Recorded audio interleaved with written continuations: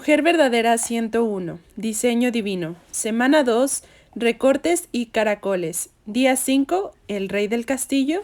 El montículo de nieve sobre el patio de recreo era perfecto para poder divertirse. En la escuela primaria a la que asistía en Canadá, era lo que me encantaba hacer a la hora del recreo. Cuando sonaba la campana, el primer niño o niña que llegaba a la cima era el rey. Los demás se quedaban todos juntos en la base del montículo y esperaban su turno para poder conseguir la posición de rey. Uno a uno subíamos hasta la cima a pelear por esa posición. Al terminar la pelea, uno prevalecía y el otro bajaba con golpes en los brazos y las piernas, y con sus guantes, bufanda y gorro cubiertos de nieve. Y con los brazos en alto, el niño que había logrado quedarse en la cima ejercía su derecho de presumir por su victoria y burlarse diciendo: «Yo soy el rey del castillo y ustedes no, son todos unos perdedores». El Rey del Castillo es un juego de niños, pero, tristemente, refleja la idea tergiversada que muchos adultos tienen acerca de la autoridad. Las posiciones de autoridad se consideran que son las mejores posiciones y las más envidiables. Todos quieren ser el rey. El rey está en una posición de importancia, el rey está en mejor posición, el rey tiene más poder, el rey domina, el rey hace lo que quiere, tiene todos los privilegios, todos le sirven. Tiene en poco a los demás, da órdenes a todos, señorea sobre todos y arrogantemente fuerza a otros a atender todos sus caprichos. No se preocupa en absoluto por sus subordinados. En comparación con él, son todos unos perdedores. Sabéis que los que son tenidos por gobernantes de las naciones se enseñorean de ellas, y sus grandes ejercen sobre ellas potestad. Pero no será así entre vosotros, sino que el que quiera hacerse grande entre vosotros será vuestro servidor, y el que de vosotros quiera ser el primero será siervo de todos, porque el Hijo del Hombre no vino para ser servido, sino para servir, y para dar su vida en rescate por muchos. Marcos 10, 42 al 45. Esta perspectiva distorsionada de la autoridad ayuda a explicar por qué tantas personas se escandalizan ante la sugerencia de que Dios asignó a los hombres una posición de autoridad en el matrimonio y en la iglesia. Pero Jesús reprendió fuertemente a sus discípulos por ver la autoridad como un derecho a dominar o buscar sus intereses personales. Según palabras de Jesús, esta perspectiva es una manera pecaminosa y pervertida de ver la autoridad. Lee Marcos 10, 35 al 45 y en el espacio siguiente resume la perspectiva de Cristo de cómo una persona en autoridad debe y no debe ver su posición. ¿Cómo nos muestra la vida de Cristo la forma correcta de ver la autoridad? En respuesta al pedido de Santiago y Juan de conocer su lugar en el reino de los cielos, Jesús les enseñó que la verdadera grandeza viene de servir, no de buscar egoístamente una posición de autoridad. Nadie hereda el derecho de reclamar una posición de autoridad. El Padre asigna tales posiciones. Romanos 13:1. Jesús sabía esto. Aún la autoridad de Jesús le fue delegada por Dios el Padre. Mateo 28:18. La Biblia enseña que toda autoridad le pertenece legítimamente a Dios.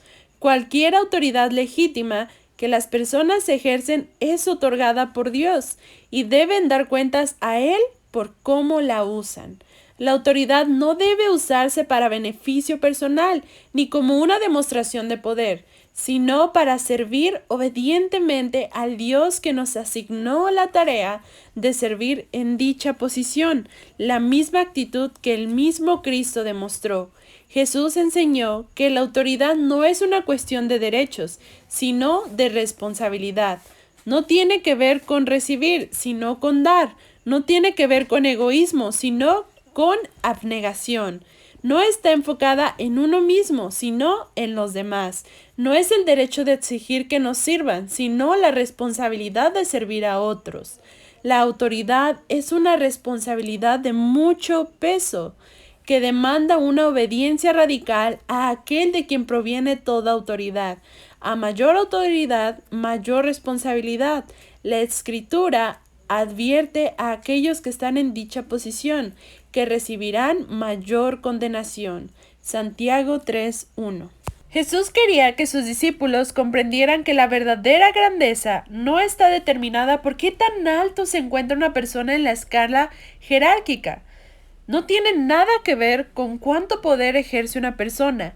Por el contrario, tiene que ver con cuánta humildad se somete una persona a Dios y sirve a otros. ¿De qué manera la perspectiva de Cristo sobre la autoridad contrarresta la idea de que los hombres pisoteen, dominen o abusen de sus esposas o de que usen su posición de autoridad para beneficio propio? ¿Crees que Dios favorece injustamente al hombre o que rebaja a la mujer al darle al hombre la posición de autoridad en el hogar? Explica por qué. ¿Cómo crees que sería estar bajo la autoridad de alguien que te ama y te sirve como Cristo ama y sirve a la iglesia? Hoy día, la masculinidad se encuentra en crisis. En los últimos años, un elevado número de recursos seculares ha llamado la atención al tema. En artículos como El fin de los hombres, La decadencia de los hombres, La muerte de los machos y en libros con títulos como ¿Tienen algo de bueno los hombres? Y Compórtate como un hombre. ¿Cómo ha convertido a los hombres en niños el auge de las mujeres? Esta tendencia editorial revela que la sociedad está sintiendo profundamente la desintegración de la masculinidad. Hay un reconocimiento creciente de una falta de proliferación de los hombres. El entorno cultural, ideológico y económico de hoy no muestra lo mejor de ellos.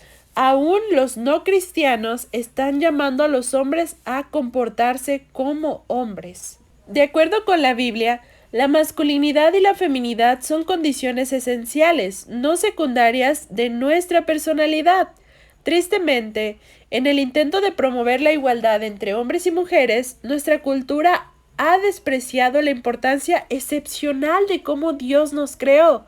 En consecuencia, ahora tenemos a toda una generación que tiene poco sentido de la belleza, el valor y la importancia de su masculinidad y feminidad.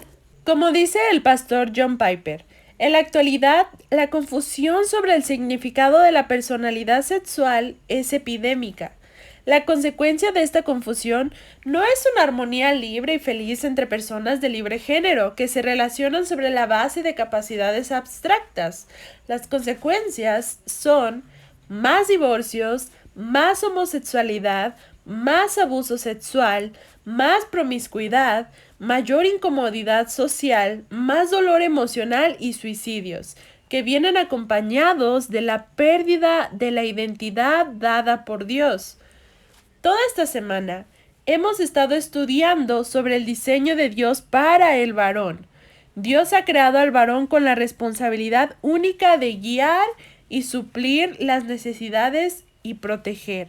Esto no quiere decir que el varón deba ser el rey del castillo o asumir una posición más favorable que la mujer, sino que el liderazgo, la provisión, la protección y una iniciativa responsable son vitales e indispensables para ser el hombre que Dios creó. La definición de John Piper sobre la masculinidad lo resume muy bien.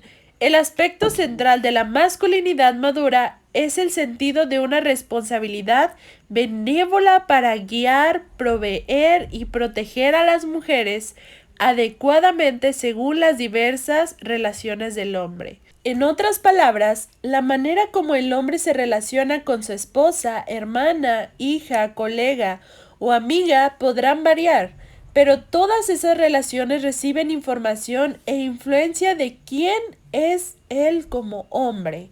La masculinidad significa que él acepta una responsabilidad benévola para ofrecer una adecuada guía, provisión y protección a las mujeres que lo rodean. Esta desvalorización de la personalidad masculina o femenina es una gran pérdida. Está causando terribles estragos en generaciones de hombres y mujeres jóvenes que no saben qué significa ser un hombre o una mujer. John Piper. Al reflexionar en el estudio de esta semana sobre la masculinidad bíblica, ¿qué cosas aprecias del diseño divino de Dios para los hombres? Haz una lista de los hombres que Dios ha puesto en tu vida: padre, hermanos, esposo, hijos, pastor, empleados, compañeros de trabajo, amigos, etc. Pídele al Señor que bendiga a estos hombres y les dé gracia para ser los hombres que Él creó. Agradece al Señor por los hombres de tu lista que muestran el corazón y el carácter de Cristo al ser fieles proveedores y protectores, y que ejercen su autoridad con humildad.